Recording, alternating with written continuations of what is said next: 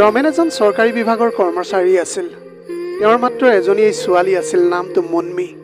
তাই কলেজত পঢ়ি আছিল। একমাত্ৰ ছোৱালী হোৱাৰ বাবে দেউতাকে তাইক বৰ মৰম কৰিছিল। যাৰ মাত্ৰ এটা সন্তান থাকে তেওঁলোকে সদায় তেওঁলোকৰ সন্তানক বৰ মৰম কৰে। যদিও সেই শিশুটিয়ে বেয়া আচৰণ কৰিবলৈ আৰম্ভ কৰে, তথাপিও কিন্তু পিতৃ মাতৃয়ে সেই সন্তানটোক মৰমৰ খাতিৰত টানকৈ একো নকয়। তাৰ একমাত্ৰ কাৰণটো হ'ল যে তেওঁলোকৰ মাত্ৰ এটা সন্তান আছে। অৱশেষত সেই সন্তানটো এজন অসৎ মানুহ হৈ পৰে। যেতিয়াই মুন্মিয়ে স্নাতক পঢ়িবলৈ আৰম্ভ কৰিছিল তেতিয়া তাইৰ চখবিলাক বেছিকৈ বাঢ়ি গৈছিল, কাৰণ তাইৰ দেউতাকৰ বহুত পইচা আছিল। গতিকে তাই খৰচ কৰিবলৈ কোনো চিন্তা কৰা নাছিল। এখন ধুনীয়া গাড়ীত যাত্ৰা কৰাটো তাইৰ বাবে চখ আছিল। সদায় ভাল বন্ধুৰ লগত থকা আৰু ভাল ভাল ৰেষ্টুৰেণ্টত খাদ্য খোৱাটো তাইৰ বাবে একেবাৰে চখত পৰিণত হৈ পৰিছিল। তাই বহুত দামী মোবাইল ব্যৱহাৰ কৰিছিল, তথাপিও তাইৰ দেউতাক ৰমেনে কেতিয়াও তাইক একো কোৱাই নাছিল। যেতিয়াই তাই স্নাতক পাছ কৰিলে তেতিয়া তাইৰ দেউতাকৰ মনলৈ এটা কথা আহে যে মোৰ ছোৱালীজনী এতিয়া ডাঙৰ হৈ আহিছে। এইটো কথা ভাবি তেওঁ জীয়েক মুন্মিক ক'লে যে মুন্মি, এতিয়া তুমি ডাঙৰ হৈ আহিছা, এতিয়া মই তোমাক বিয়া দিবলৈ বিচাৰোঁ। তেতিয়া মুন্মিয়ে ক'লে যে নাই দেউতা, মই এতিয়া বিয়া হ'ব নিবিচাৰোঁ। মই এতিয়া আৰু বহুত ভালকৈ পঢ়িবলৈ বিচাৰোঁ।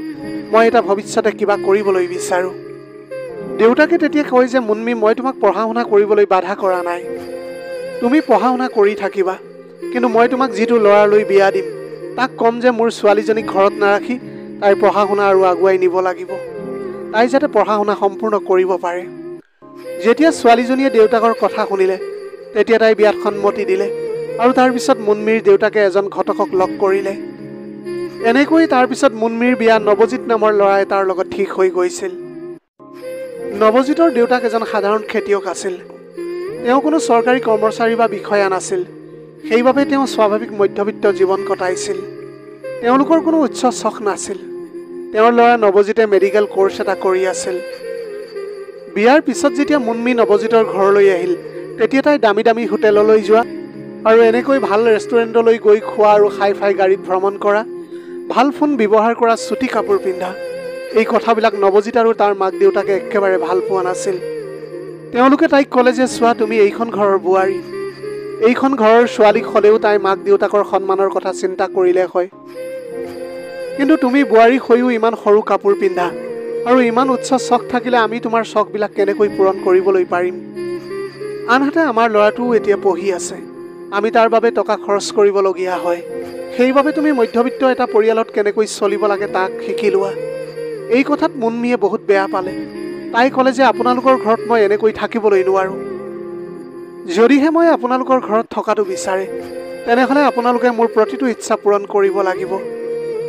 নৱজিতৰ দেউতাকে এই বিষয়ে মুন্মিৰ দেউতাকৰ লগত কথা পাতে আৰু কয় যে আপোনাৰ ছোৱালীজনীয়ে একো কথাই নুশুনে, কেৱল নিজৰ ইচ্ছাবিলাক পূৰণ কৰাতহে ব্যস্ত হৈ থাকে। তাই এতিয়া বহুত চুটি চুটি কাপোৰ পিন্ধে, যিটো আমাৰ সমাজত শোভা নাপায়। তেতিয়া মুন্মিৰ দেউতাকে ক'লে যে চাওক, মই মোৰ ছোৱালীজনীক বহুত আদৰ সাদৰেৰে ডাঙৰ দীঘল কৰিছোঁ আৰু তাইৰ চখ যিয়েই নহওক কিয়, তাইৰ দাবী যিয়েই নহওক কিয়, আপুনি সেইবোৰ পূৰণ কৰাটো উচিত বুলি মই ভাবোঁ। সেইবাবেহে মই আপোনালোকলৈ তাইক বিয়া দিছোঁ। নৱজিতৰ দেউতাকে এই কথা শুনি চিন্তিত হৈ পৰিছিল যে তাইৰ দেউতাকে তাইক অনিয়ন্ত্ৰিত কৰি ৰাখিছিল। সেইকাৰণে ইয়াত আহি তাই কাৰোৰে কথা শুনা নাই। এনেকৈ লাহে লাহে এইবোৰ কথাক লৈ এতিয়া কাজিয়া সৃষ্টি হ'বলৈ ধৰিছিল। এনেকৈ বিয়া হোৱা 6 মাহ পাৰ হৈ গ'ল আৰু 6 মাহৰ পিছত নৱজিতে ডক্টৰ পঢ়িবৰ বাবে ঘৰৰ পৰা গুচি গ'ল। সি দিনে নিশাই বৰ কষ্ট কৰে যাতে পঢ়াৰ পিছত সি ডাক্তৰ হ'বলৈ পাৰে, কাৰণ সেইটোৱে তাৰ সপোন আছিল। সি দেখিবলৈও বহুত ধুনীয়া আছিল, লগতে পঢ়া শুনাটো সি বৰ স্মাৰ্ট আছিল। ইফালে এনেকৈ নৱজিতৰ ঘৰত মুন্মিয়ে 6 মাহ শাহুৱেকৰ লগত কটাইছিল, কিন্তু তেওঁলোকৰ মাজত সদায় একেটাই কথা চলি থাকিল। মুন্মিয়ে চুটি কাপোৰ পিন্ধা, দামী দামী হোটেলত খোৱা, ফোনত অনবৰতে আন কাৰোবাৰ লগত কথা পাতি থকা। নৱজিতৰ মাক দেউতাকে এইটো একেবাৰে ভাল পোৱা নাছিল আৰু তেওঁলোকে তাইক এইবোৰ নকৰিবলৈ সদায় বাধা দি গৈছিল। কিন্তু মুন্মিয়ে সদায় এই বিষয়ত শাহুৱেকৰ লগত কাজিয়া কৰি গৈছিল যে সদায় মোৰ ইচ্ছাবিলাক পূৰণ কৰিব লাগিব, ভাল ঠাইলৈ ফুৰাবলৈ লৈ যাব লাগিব। কিন্তু নৱজিতেও তাইক কলৈকো যাবলৈ নিদিছিল। সি তাইক কৈছিল যে আমাৰ ঘৰত থাকিবলৈ হ'লে আমাৰ মা দেউতা যিদৰে জীৱন নিৰ্বাহ কৰি আহিছে আমি সকলোৱে সেইদৰে জীয়াই থাকিবলৈ লাগিব, তুমিও এনেকৈ থাকিব লাগিব। কিন্তু মুনমিয়ে এই কথাটো একেবাৰে মানি লোৱা নাছিল যে তাইও তেওঁলোকৰ দৰে এটা সাধাৰণ জীৱন যাপন কৰি যাব লাগিব। এনেকৈ লাহে লাহে নৱজিত আৰু মুনমিৰ মাজত এই বিষয়ক লৈ কাজিয়া আৰম্ভ হ'বলৈ ধৰিলে। আনহাতে বিয়া 6 মাহ পাৰ হৈ যোৱাৰ পিছত মুনমি গৰ্ভৱতী হয়। আৰু যেতিয়াই তাই গৰ্ভৱতী হৈছিল তেতিয়া তাই দেউতাকক কয় যে মই আৰু এইখন ঘৰত থাকিব নোৱাৰোঁ, তেওঁলোক আমাৰ একেবাৰে যোগ্য নহয়। তুমি মোক কিয় ইমান সাধাৰণ জীৱন নিৰ্বাহ কৰা মানুহৰ লগত বিয়া দিলা? তেওঁলোকে মোৰ কোনো ইচ্ছাই পূৰণ নকৰে। তেতিয়া মুনমিৰ দেউতাক নৱজিতৰ ঘৰলৈ আহি তাইক নিজৰ ঘৰলৈ বুলি লৈ যায়। দেউতাকে তাইক কয় যে মুনমি তুমি চিন্তা নকৰিবা, কিছু দিনৰ পিছত যেতিয়া সিহঁতে তোমাক বুজিবলৈ আৰম্ভ কৰিব তেতিয়া তোমাক তেওঁলোকে লৈ যাবহি। তাৰ পাছত এনেকৈ তোমাৰ জীৱনটো আকৌ ভাল হ'বলৈ আৰম্ভ কৰিব। তাইৰ এতিয়া যি অভ্যাস আছিল সেইবোৰ তাই একেবাৰে পাহৰা নাছিল। সেইবাবে তাই দেউতাকৰ ঘৰত ল'ৰাবোৰৰ লগত বাৰে বাৰে ওলাই গৈছিল। তাই পাহৰি গৈছিল যে তাই এগৰাকী বিবাহিত মহিলা। তাই ল'ৰাবোৰৰ লগত হোটেললৈ গৈছিল, ৰাতিটো তাতেই কটাইছিল, হাই-ফাই ৰেষ্টুৰেণ্টত খাবলৈ ধৰিছিল, লগৰবোৰৰ লগত গাড়ীত উঠি নতুন নতুন ঠাইলৈ ফুৰিবলৈ গৈছিল। এতিয়া এনেকৈ সকলো সময়তে ভ্ৰমণ কৰাটো তাইৰ বাবে একেবাৰে চখ হৈ পৰিছিল। সদায় ল'ৰাৰ লগত থকা চুটি কাপোৰ পিন্ধা আৰু নিজকে মডেল বুলি ভাবি লাহ-বিলাসত জীয়াই থকাটোৱেই তাইৰ জীৱন বুলি ভাবিছিল তাই। লাহে লাহে এনেকৈ সময়বিলাক পাৰ হৈ গ'ল। আনহাতেদি নৱজিতে বহুত কষ্ট কৰি দিনে ৰাতিয়ে কঠোৰ পৰিশ্ৰম কৰাৰ পিছত এজন সম্পূৰ্ণৰূপে ডক্তৰ হৈ উঠিছিল। আনহাতেদি মুনমিয়ে নৱজিতলৈ বিবাহ বিচ্ছেদৰ কাগজ পঠিয়াই দিছিল আৰু সিহঁতৰ মাজত বিবাহ বিচ্ছেদ হৈ গ'ল। এতিয়া নৱজিতে এখন ভাল হস্পিটেলত ডক্তৰ হিচাপে নিযুক্তি পায়। ইফালে মুনমিয়ে দেউতাকৰ ঘৰত বিলাসিতাত থাকি তাইও পাহৰি গৈছিল যে তাই নৱজিতৰ সন্তানৰ মাক হ'বলৈ ওলাইছে। তাই দিনে ৰাতিয়ে বন্ধুবিলাকৰ লগত আড্ডা মাৰিবলৈ ধৰিছিল। যেতিয়া তাই ডেলিভাৰীৰ সময় চমু চাপি আহিছিল তেতিয়া তাইৰ লগৰ ল'ৰাবিলাকে ক'লে যে মুনমি কি তুমি মা হ'বলৈ ওলাইছা? গতিকে এতিয়া আৰু আমাৰ তোমাৰ লগত থাকি একেবাৰে ভাল নলগা হ'ল। এনেকৈয়ে লাহে লাহে তাইৰ সকলো বন্ধু বান্ধৱীয়ে তাইক এৰি থৈ গুচি গৈছে আৰু তাই অকলশৰীয়া হৈ পৰিছিল। তাৰপিছত তাই দেউতাকৰ ঘৰত থাকিবলৈ আৰম্ভ কৰে। যেতিয়া 9 মাহ আৰম্ভ হ'ল তেতিয়া তাইৰ পেটত হঠাৎ বিষ আৰম্ভ হ'বলৈ ধৰিছিল। তাৰপিছত তাৰ দেউতাকে এম্বুলেঞ্চ এখন মাতি আনি লগে লগে তাইক এখন হস্পিটেললৈ লৈ গ'ল। তাই পেটৰ বিষত চিঞৰি আছিল। তাৰপিছত হস্পিটেলত সকলো কৰ্মচাৰী গোট খায় আৰু তেতিয়াই হস্পিটেলৰ মেইন ডক্তৰজনক মাতিবলৈ ধৰিছিল। তেওঁলোকে নৱজিতক কয় যে বাহিৰত এজন ৰোগী অতি গুৰুতৰ অৱস্থাত আহিছে আৰু বহুত বেয়াকৈ চিঞৰি আছে।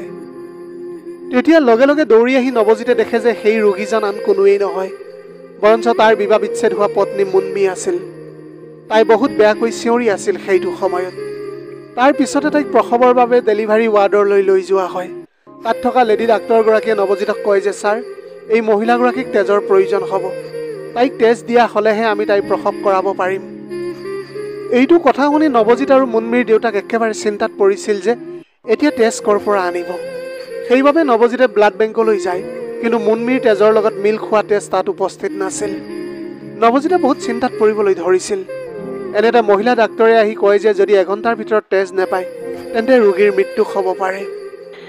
এইটো কথা শুনি মুনমিৰ দেউতাকে তেতিয়া বহুত চিন্তাত পৰিছিল, কাৰণ তেওঁৰ একমাত্ৰ এজনীয়েই ছোৱালী আছিল।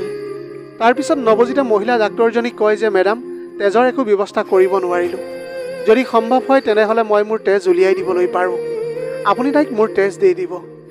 তেতিয়া মহিলা ডাক্তৰগৰাকীয়ে ক'লে যে ঠিক আছে, আপুনি তেজ দান কৰিবলৈ পাৰে। ডাক্তৰৰ কথা শুনি নৱজিতে লগে লগে মুনমিক তেজ দিবলৈ ধৰিছিল। তাৰপিছতে মুনমিৰ অপাৰেশ্যন হ'ল আৰু তাইৰ ধুনীয়া এজনী ছোৱালী জন্ম হ'ল। যেতিয়া ছোৱালীজনীৰ জন্ম হ'ল তেতিয়া নৱজিতে নিজৰ কেবিনলৈ যায় আৰু নিজৰ কাম কৰিবলৈ আৰম্ভ কৰে। সন্ধিয়াৰ লগে লগে সি ঘৰলৈ গুচি যায়। যেতিয়া মুনমিয়ে চেতনা ঘূৰাই পালে তেতিয়া তাই দেখে যে তাইৰ এজনী ছোৱালী সন্তান জন্ম হৈছে আৰু তাই দেখিবলৈ বহুত ধুনীয়া। তাইৰ চেহেৰাটো সম্পূৰ্ণ নৱজিতৰ লগত মিল আছিল। তাৰপিছতে মুনমিয়ে মহিলা ডাক্তৰজনীক হাতযোৰ কৰি ক'লে, ধন্যবাদ মেডাম, আপোনাৰ এই উপকাৰ মই কেতিয়াও পাহৰিব নোৱাৰিম। আপুনি আমাক বচালে আৰু আমাৰ সন্তানটোক সুৰক্ষিত কৰি এই পৃথিৱীলৈ আনিলে। তেতিয়া সেই মহিলা ডাক্তৰগৰাকীয়ে মুনমিক ক'লে যে আমাক ধন্যবাদ দিয়াৰ পৰিৱৰ্তে সেই ডাক্তৰজনকহে ধন্যবাদ দিয়া উচিত, যিজনে তেওঁৰ তেজ দি আপোনাক জীৱনটো ৰক্ষা কৰিছিল। যদি সময়মতে তেজ নেপালোঁ হয় তেতিয়াহ'লে হয়তো তোমাৰ মৃত্যু হ'লহেঁতেন। তেতিয়া মুনমিয়ে ক'লে, মেডাম আপুনি মোক সেই ডাক্তৰজনক চিনাকি কৰাই দিয়কচোন, মই তেওঁক এবাৰ ধন্যবাদ জনাওঁ। তেতিয়া সেই মহিলা ডাক্তৰগৰাকীয়ে নৱজিতক মাতিলে।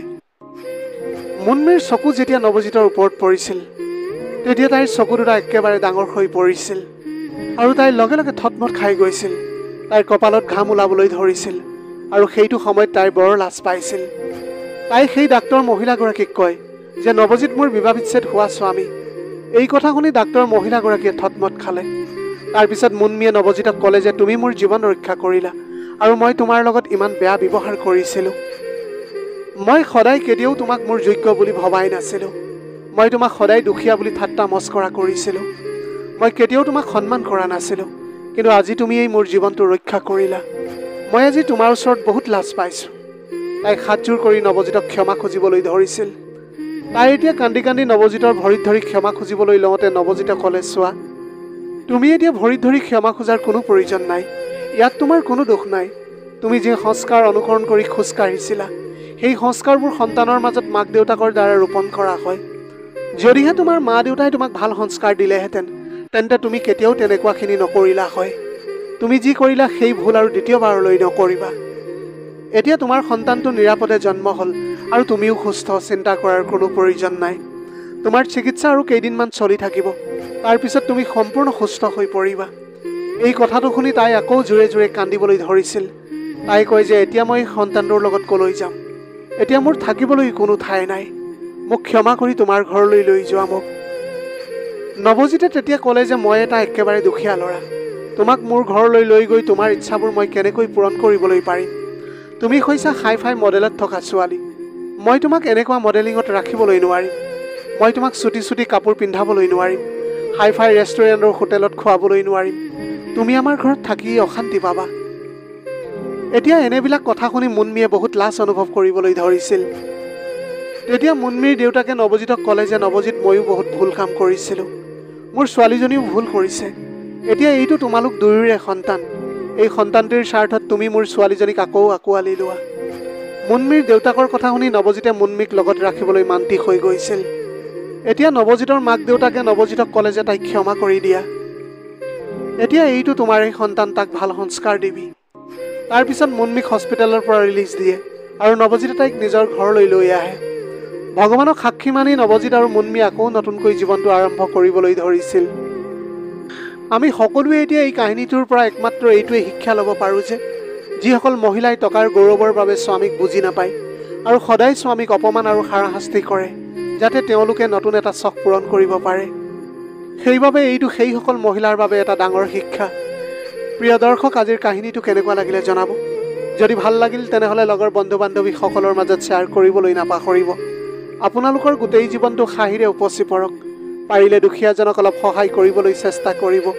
আপোনালোকৰ অকণমান সঁহাৰিয়ে যদি কোনোবা এজন দুখীয়াৰ জীৱনটো সলনি কৰিবলৈ পাৰে, তাতকৈ পুণ্যৰ কাম আৰু এই পৃথিৱীত একোৱেই হ'ব নোৱাৰে।